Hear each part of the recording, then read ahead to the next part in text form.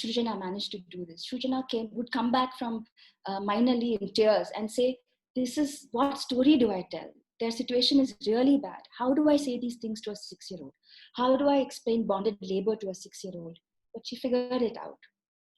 Shrujana is now an activist and she's practicing in Bombay. I like to think that her journey began with us. The whole book becomes this gorgeous quilt, and you have an entire story of Amu's life in that quilt. That's Shrujana and that's Anya. Anya is also an activist and an artist in Vancouver. It wasn't enough to tell human stories. What about stories of species, other species who are lesser known? We work with Wildlife Trust of India in Bandipur, and we wanted to tell the stories of creatures in Bandipur. So I had 15 students, and Shrivi and I, who went to Bandipur. And this is an area, Bandipur is a tiger reserve, and it's a huge conflict zone. So the farmers put up electric fences all through the forest. You're not allowed there, but we managed to get special permissions. So I had these 15 dreamy students who would walk around, and there'd be a leopard print. And the forest reserve guy would say, look, this is fresh. This was here 3 hours back. And I'd be like, oh my God, I hope they don't die. I hope leopards don't leap at them. But the kids were blissful. They were looking for so many books came out of this, the books on the dholes, the books on the monitor lizard. And for this, again, we felt it wasn't enough to just walk in there and do secondary research about these animals and make books. So we worked with the tribal schools. We wanted to understand what the local children thought of the flora and fauna. What names did they call the birds? What names did they call the creatures that they just live next door to? Had they seen a tiger? All of that. So again, language was a huge barrier. But then we had to come up with games. So we made all sorts of games where they built eco-habitats, they colored frogs, and we learned so much from them. I want to tell you the story of Manasa. Manasa is the girl in the teal and yellow socks. Manasa fell in love with the Himalayan peter bird. The Himalayan peter bird is this tiny floof with the most gorgeous colors on it. And this bird travels all the way from the Himalayas down to the southwestern Ghats of Karnataka, then on to Sri Lanka. That's the bird she set her heart on. She wanted to make her book on the peter bird. And days on end, we'd be trekking in the forest and she'd have her binoculars looking for the bird. I'd be like, watch out, there's live wire there, and she never saw the bird. She never once saw that bird. So she made this beautiful book on the peter using a collage just out of secondary research. 1 week before we put up the graduation exhibition, Manasa is walking down Yelahanka and she sees that turquoise in someone's house. Someone's found an almost dead peter in their basti and they have put it aside in a cage. So she rescued the peter and the peter came to us, this little bird, we rescued together. And she sat there looking at the bird. For me, it was a huge validation. It was a sign from the universe, guys, that we were onto something, that these are the stories we should be telling. This is what we need to be doing. And that's when we put the curriculum together and we set up the Department of Information Arts, which is so successful today.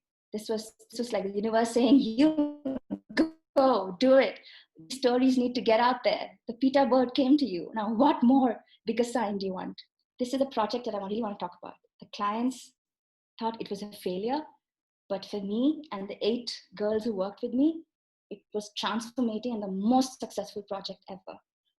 We worked with the Chetna Charitable Trust in Chennai, which looks largely into disability and visual impairment, rehabilitation of people with visual impairment. And we worked with Tulika Books, who wanted to make tactile books because you don't have books for children with visual impairment. There's nothing out there. And no one can afford these fancy pop-up books and any of those. Those are unaffordable. And just Braille, all they have is white and all they have is Braille. That's it. So we worked with Matru School for the blind. So Matru School is in Yelahanka, and I have often seen the children come out to play but they're hostile to outsiders. So I literally had to go and sit outside the principal's office to convince her that I wasn't here for footage or just for some, for any stupid reasons, but I was here because I wanted to do something meaningful. After sort of laying siege to her for 3 months is when she graced me with an interview. And she figured that I was serious. I really wanted to work with the school. I really wanted to work with the children. I want to talk about Neha's work. And before I do that, I want to tell you a small story. The first time, not the first time for me because I've been to the school enough times, but the first time the 8 students and I went to the school, we were taken into this large room and we were made to sit on 8 chairs, 9 because I was also there. And then the teachers went and they brought these babies in. All of them came in a line, hands on each other's shoulders. All of them came and they immediately figured out, oh my God, 9 strange smells here. What's going on? And they were all made to sit in front of us. And then the teachers, like all children must perform, right? I mean, how else do you prove to the world that you have brains? Said, chalo, recite poetry. The shutters were down, the room was in darkness, and the children started reciting, roses are red, violets are blue. My heart broke. These are children who don't know what red is, but they've learned by heart, roses are red, violets are blue. And when that was happening, somebody opened the shutters, and the shutters went up, and the light streamed in. In that room, every single face turned to the light. I got goosebumps. I'm getting goosebumps telling you this story. The children stopped reciting and they looked at the light. They sensed the light. That changed, game changer for me, game changer for the 8 students who worked in this project. So we decided that we'll turn up every single day. We'll figure out how to work with these children. We'll figure out how to gain their trust. So we made toys, made pop-up books. Neha made these elaborate scented books to understand how they would how do they open a pop-up book? Will they tear it? How do they recognize scents? She then started figuring out sound. She got all sorts of sounds into boxes. We got them crayons. And the children were so particular about what kind of crayon they wanted.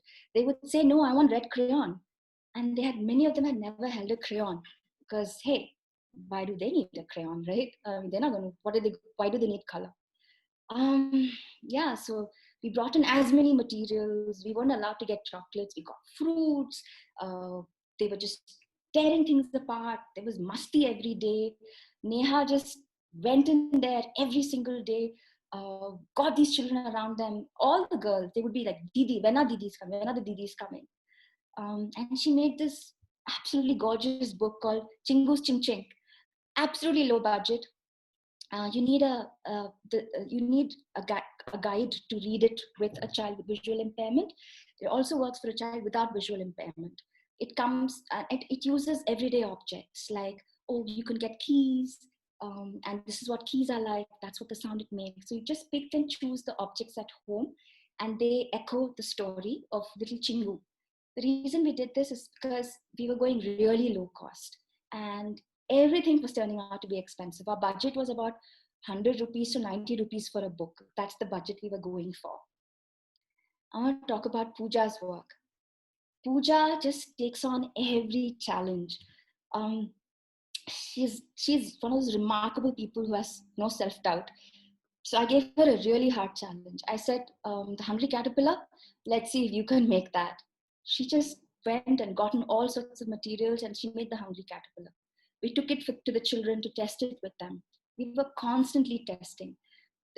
And Shilpi and I have often spoken about this. We've spoken about how sometimes you just start ideating and younger people, I mean, all of us are scared when it comes to making. I wanted to break that. Let's make from day one was my attitude. It was an experiment. So we never sat around thinking, dreaming ideas. We just made stuff. A lot of things worked. A lot of things didn't work. What didn't work, what the client wanted, and what we were seeing in the field, it was a very conflicting project. The client kept saying, you know what, just use raised surfaces, just use textures. That's all we want. But how can a flat texture be a dog? How can it be an apple? When a real apple tastes so different, it's got smells and tastes and feels. A dog is wet and it's wiggly and it's furry. And how will a flat book do that? That's what the field was telling us. The field experiences were telling us, let the children go out. Let them go and soil their feet and sink their hands into mulch.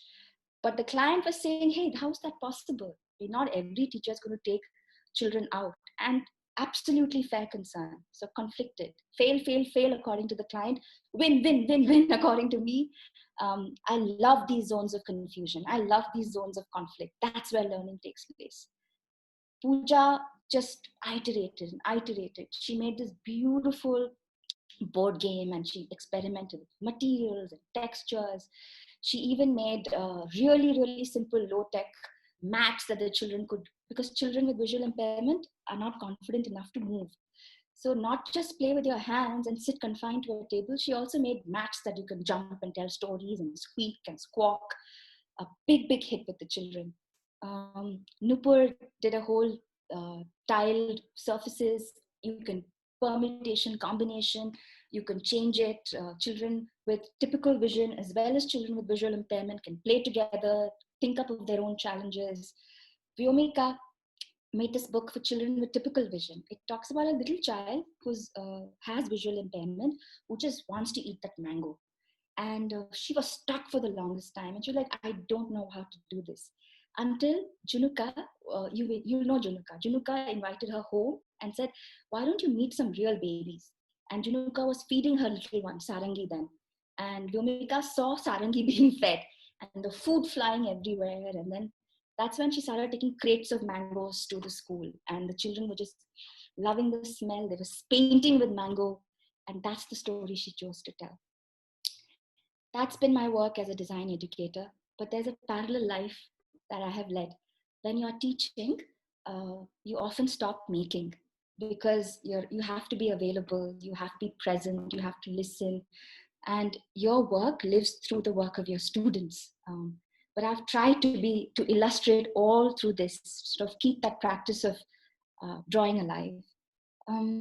So I'm a children's book illustrator, and I have worked with, this is a book I did for Little Latitude for tiny babies under 3 years of age. It's about babies and mums and dads. And it talks about what the baby animal is called and what the parent animal is called. Very, very colorful illustrations. And I was really taken by the Russian books that we got as children, where you look at little corners and even the asterisks, like dogmatics would be up to something in one corner of the frame. So this book is lush with details like that. So a child would want to come back and then see, oh, I didn't see that bug the last time I saw it. So this was that book. This is work I've done. This actually taught me a lot about how children dream and make. This was with a publisher called Timbuktu Books. It's an anthology of children's works between the ages of 6 and 12. And children don't want to write about, children want to write about aliens. They want to write about rabbits that eat muffins and crocodiles that go shopping. And I mean, there is no creative limit to how they mix prose and poetry and the kind of stories that they want to tell. So the style of illustration is wacky like that.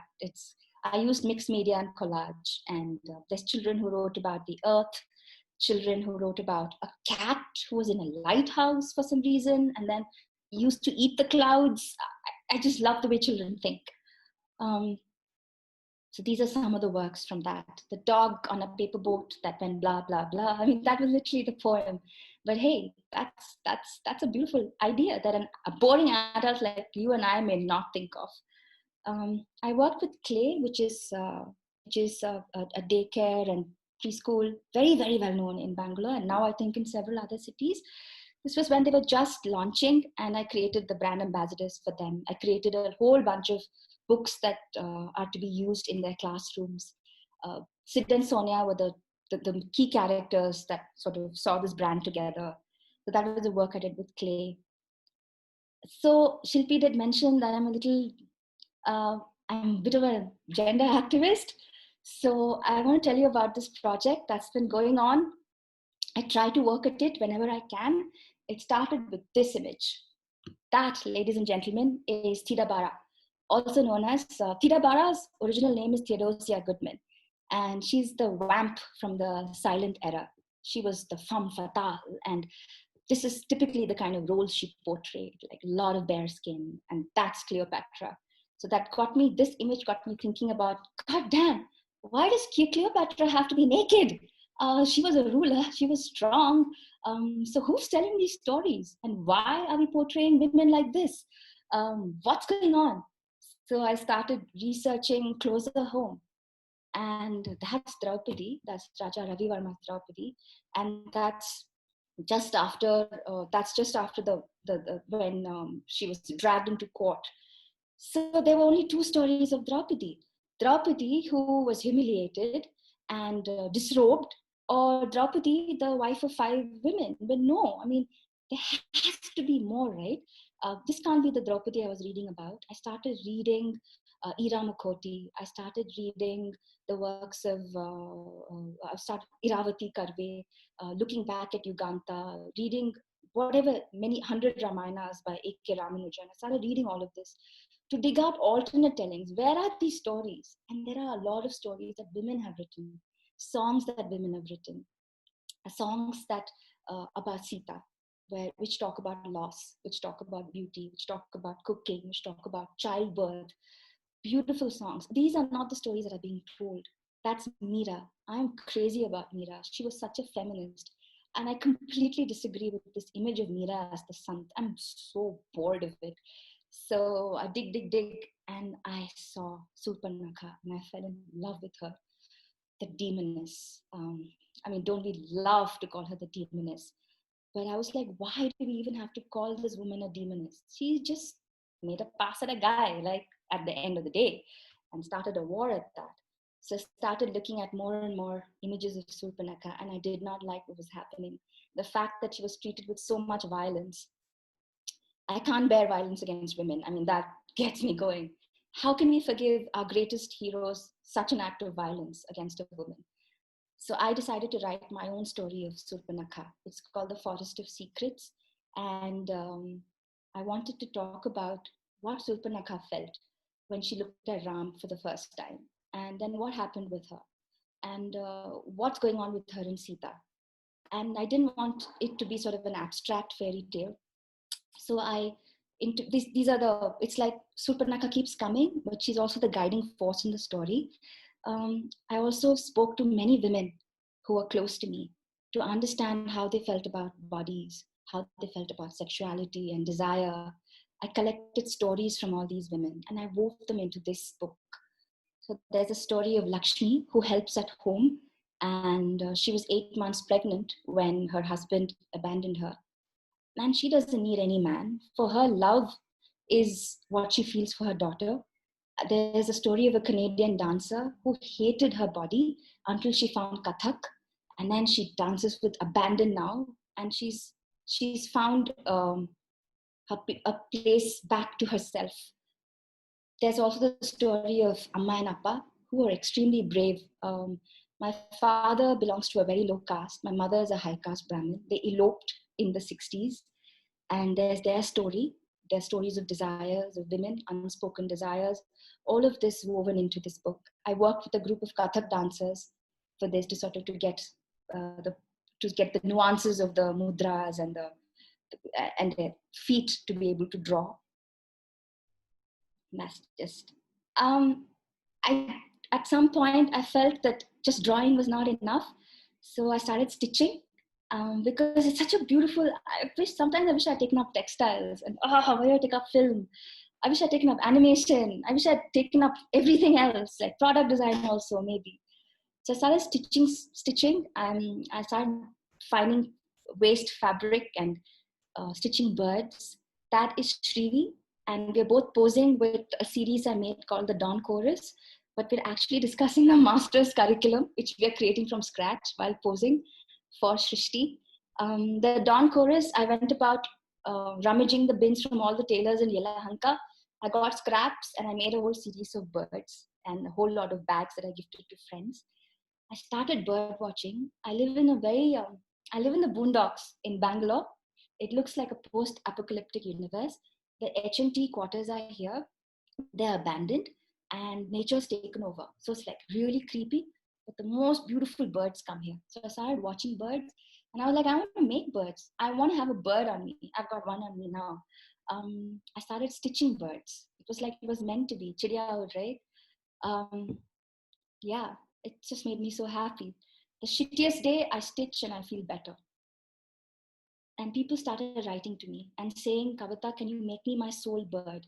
Yes, people have soul birds. I'm not the only nut job. People said, make me a sparrow, make me a chickadee, make me the flameback woodpecker. These are my soul birds. And people started writing to me and saying that when they wore their soul bird on their lapel, they just felt a little bit happier. And there was a spring in their step. And I was like, yes, that's what I want. That's what I feel. I'm glad you feel it too. Remarkable things happened. That is Miss Pereira. She taught me in fourth standard. She saw these birds and she reached out to me and said, make me a bird. I want to wear your bird. They're beautiful.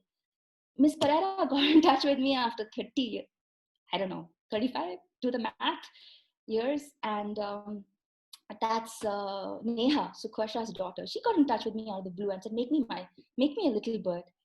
That's the bulbul. That's my soul bird. So people started writing in from all over and saying, send me those birds. That just, I'm so happy about it. Yeah, I also started thinking, because of making and working so closely with people, young people, and encouraging them to prototype and make, I started thinking a lot about what's making, what's learning, what's thinking, how are they different. So I started working with school children. These are children, I've worked with children as young as 6, as old as 14, and as old as, I don't know, I mean, really older adults as well. And here I wanted to see, how do children learn? How do they make? What happens when um, you bring values and you talk about ethics? Because design speaks so much about empathy, about ethical design, about being aware of what's around you and responding to that with empathy. I really wanted to see, kya empathy sikhaya ja sakta hai bachon ko? That was my kida. So I created a toolkit to work with children as young as this. These are 14-year-olds. It's a bunch of cards, and I wanted to the toolkit looks like this. This is a very rough prototype where it's called Cards for Future Making. And it's in permutation combination, you can come up with scenarios, as many scenarios as you can. It's very simple. It's highly customizable. You can use it for speculative fiction. You can use it for design thinking. You can use it for just a making workshop. And then there is a one level where you disrupt what you're doing, and one level where you reiterate and you build on what you're doing. So massive learnings here. It was a breeze with the older people. They just went on a roll with it. And they came up with the most amazing ways of looking at the future through their current reality, and sort of reimagining their current reality using speculative fiction. So let me show, that's Youth. Youth is 7 years old, and Youth is the youngest of 3. And he's very quiet, but he made the spy drone. The spy drone, and I asked him what this was. He explained it to me in great detail. He said the spy drone will patrol school grounds, and it will recognize distress on people's faces. So if it sees a group of people and it recognizes distress on your face, it will first say no teasing, no teasing, no teasing. If the group doesn't stop bullying, it's going to take a picture that gets uploaded directly to the principal's office. So these were kids who were talking about their experiences, talking about things they wanted to change. I firmly believe that it's ridiculous to go to a child and then say, hey, I fucked up the earth, sorry, I beeped up the earth for you. Now take it and design for it and make it better. I wanted to see what are their concerns. And children were talking about issues on their own. They were talking about bullying. They were talking about how difficult it was to make friends. They were talking about having to move because of broken families. These were stories coming from children. That is a friendolator, which essentially is, if you're in an airport and you're bored, this device buzzes. And if there's someone else who has similar interests, then it's Tinder for children. Okay, only the kids don't know it's Tinder. So that's a friendolator. So children are coming up with stuff like this. Learnings were massive.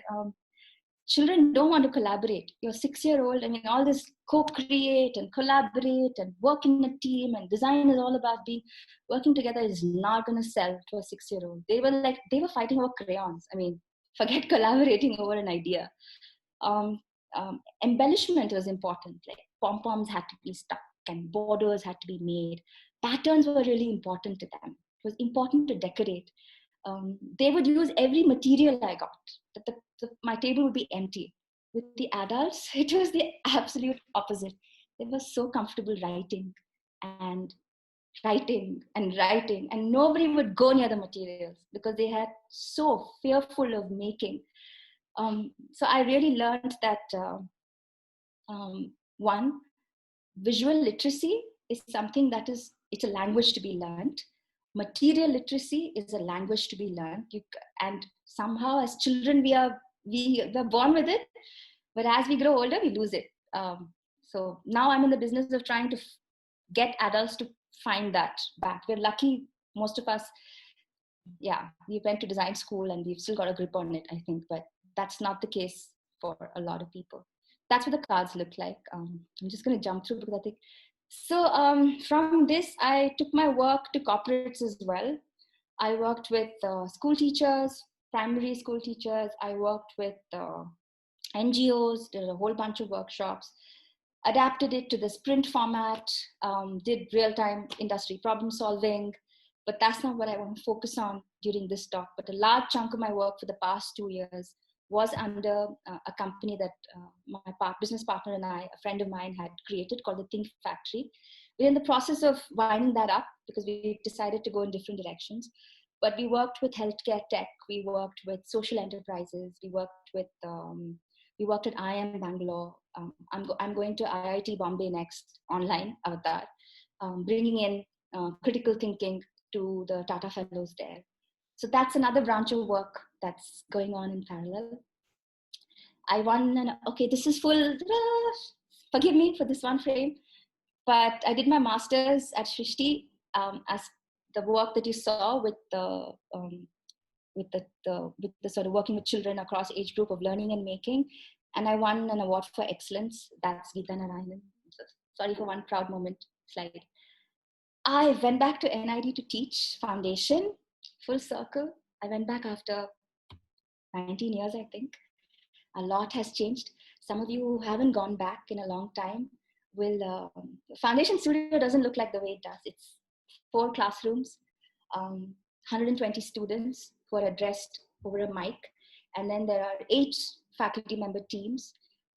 There are advantages to this and there are disadvantages with that. I think the faculty are trying their best to make sense of how this process is being done now. I mean, students in such large numbers, and I think NID has still managed to find a balance between catering individually as well as peer learning. I mean, it's going on. I didn't want color. I went back to teach color. So yeah, I missed Suresh. I met Suresh for the last time when I went there. So for me, I did the color wheel. I'm sure Amit, Sajid, I'm sure you all did the color wheel too. But times are changing. So I'm conflicted. Do we still need to paint swatches? Can we move on and do other things? So well, we painted the swatches as well. But I also brought in this dimension of making, because I don't see why we need to wait for neatly packaged courses before you start making. I mean, that's not how learning happens, right? So I work with students in coming up with how do you explain color to someone with low vision or someone with not total blindness, but some level of visual impairment. So we did projects in color.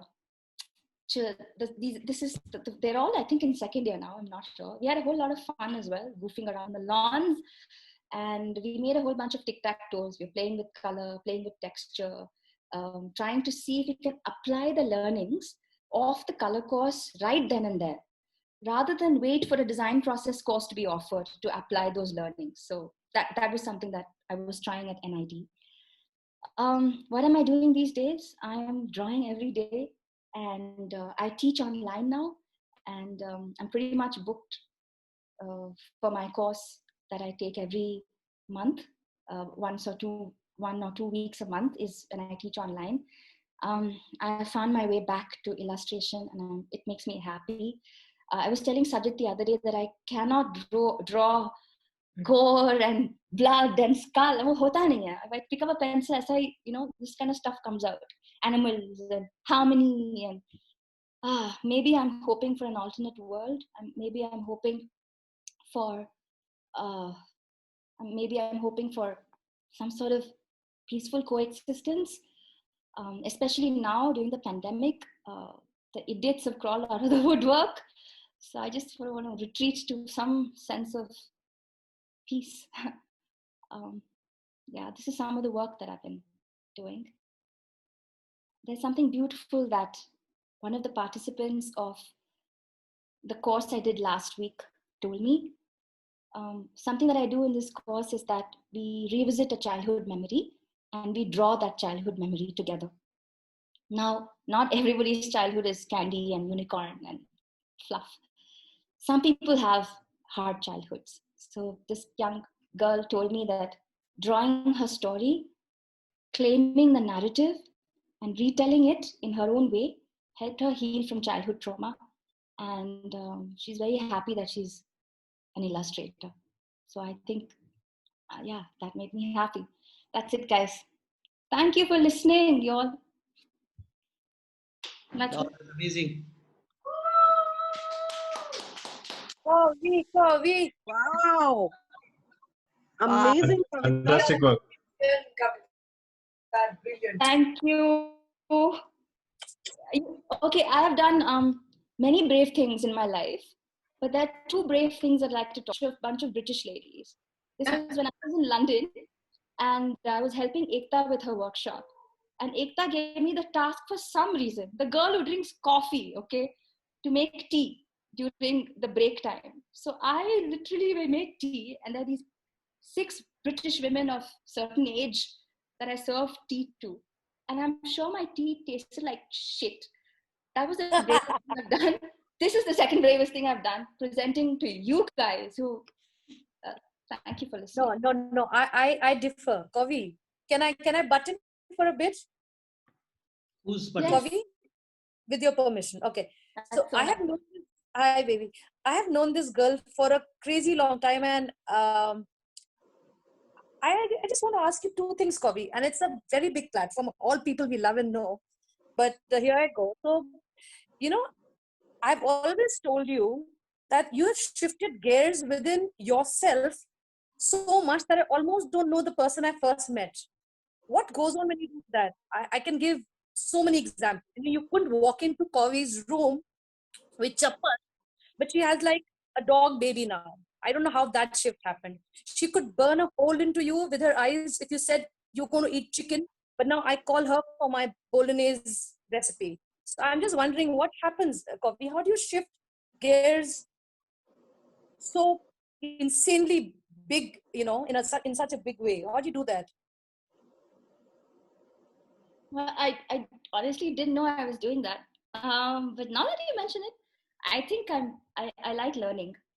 And I'm not sure who said this, but someone spoke about how I think it was Ayush. Yeah, Ayush spoke about how his thing is learning. And the minute there's something new, it just excites me, and I need to figure it out.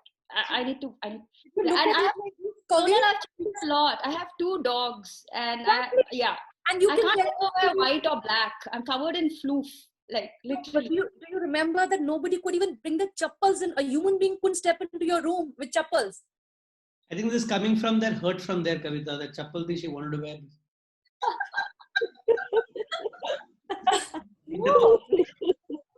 Yeah. How much you... The junior at MIT, Kavita's room was where you went to feel like home the day that you were sick, or you needed a hug, or you needed to feel safe and not so scared. Hers was the room that you went to. It was the nicest space. It had all these lamps and all these books. And all really, really nice. Yes. Yeah, that's all. That's all I'd like to say. It's been brilliant knowing her. It's been absolutely fabulous to be with her, talk to her about all these little things that she's presented to you today. Have been coming to me. I have Chirya, my own soul bird here.